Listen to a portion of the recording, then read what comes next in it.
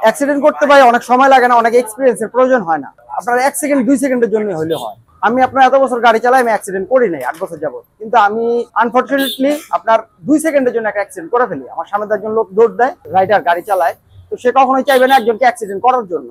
সে নিজে সেভ হওয়ার জন্য বা অপরকে সেভ করার জন্য অবশ্যই সে ব্রেক চাপবে বা সে গাড়িটা থামানোর চেষ্টা করবে। তো সেই ক্ষেত্রে আমিও সেই কাজটাই করছিলাম। আমার গাড়িটা আপনার 60 থেকে 65 স্পিডে ছিল। তা আমি যখন গাড়িটা ব্রেক ধরলাম, আমার গাড়িটা স্লিপ করে গেল, ওইখানটাতে স্লিপ করে আমি পড়ে গেলাম। আর আমার গাড়িটা যা মেরে খেলো, আমার হেলমেট ভাঙা, আমার যা ক্ষয়ক্ষতি হলো। প্রায় 1.5 থেকে 2 মাস আমি বেডে পড়া ছিলাম।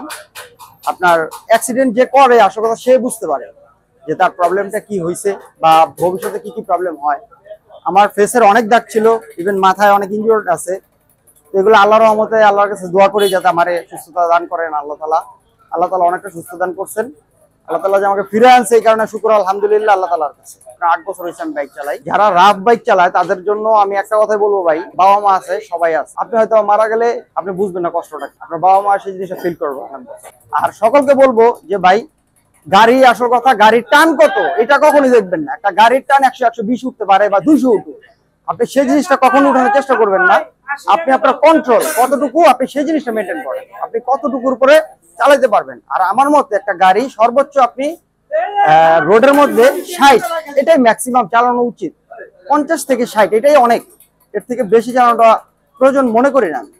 এগুলো হচ্ছে ভাই কিছু কিছু অবশ্য হচ্ছে বয়সের একটা প্রবলেম থাকে। যেমন যারা আপনার 18 থেকে 22 বছর, তাদের একটা উত্তেজনা থাকে, বাইকের আমি স্পিড দেখবো, রেস খেলবো, বন্ধু বান্ধবের সাথে রেস খেলে আমি বিজয় হবো, এলাকার মধ্যে ভাইরাল হব, বা আমি একটা ইউটিউব চ্যানেল করলাম, ওইখানটাতে আমি এটা দিলাম, আমার অনেক ভিউয়ার্স হলো। আসলে কথা ভাই, ভিউয়ার্স এইসব কিছুই না ভাই।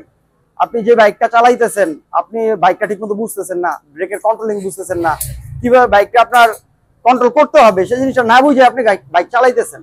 আপনি বাইকে টান দেখতেছেন 100 120 30 40 50 উঠায় ফেলতেছেন, কিন্তু একটা বাইক যখন 150 140 উঠে, তখন ওই বাইকটা কিন্তু হাওয়ার উপরে চলে, ওই বাইক একদমই হালকা হয়ে যায়, ওটা কন্ট্রোল আনাটা খুবই টাফ। তখন যদি হঠাৎ আপনার চাকার নিচে একটা ছোট পাথরও পড়ে, ওই জিনিসটা আপনি কখনোই কন্ট্রোল রাখতে পারবেন না, আপনি কিন্তু তখন পড়েই যাবেন। আল্লাহ তাআলা যদি চায় আপনি বাঁচবেন, না হলে আপনি মারা যাবেন। তো সকলকেই বলবো যে ভাই, রক্ত গরম থাকলেই যে আমার এই বাইক জোরে চালাইতে হবে বা আমার মেন্টালিটি আগে চেঞ্জ করতে হবে। যদি আপনি মেন্টালিটি চেঞ্জ না করেন, তাহলে আমার মতো অবস্থা হবে ভাই। কারণ আমি আপনার বাইক জোরে চালাই না কখনোই, আমি আমার কন্ট্রোল মতো বাইক চালাইছি, তারপর আমি অ্যাক্সিডেন্ট করছি। আর আমি যখন মাওয়াতে বা আপনার 300 ফিটে যাই, তখন যাওয়ার পরে দেখি যে অনেক স্পিডে ছেলেপেলেরা গাড়ি চালায়, তারপরে কি ইয়াং জেনারেশন, আপনার ম্যাক্সিমাম বয়স হচ্ছে 18 থেকে 22, এই টাইপের বয়সের ছেলেরা। হ্যাঁ, আমার চোখের সামনে ভাই, আমি নিজে একটা অ্যাক্সিডেন্ট দেখছি যে স্পট ডেড হয়ে গেছে।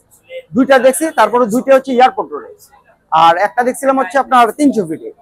300 ফিটে আপনার ওই যে ঢাল থেকে নামার পরে উনি মেবি কন্ট্রোল করতে পারে নাই, ঢালে স্পিড হয়ে গেছে, উঠার সময় ওনার চাকাটা মেবি উলট পালট হালকা ওদিক সেদিক হয়েছে, উনি স্পট ডেড হয়ে গেছে পরে। আর আপনার যেটা হচ্ছে এয়ারপোর্ট রোডে যেটা হয়েছে, উনি পড়ে যাওয়ার সাথে সাথেই ওনার উপরে গাড়ি উঠে গেছে, গাড়ি উঠে ওনার মাথা আর মগজ গিলু বের হয়ে গেছে স্পট ডেড।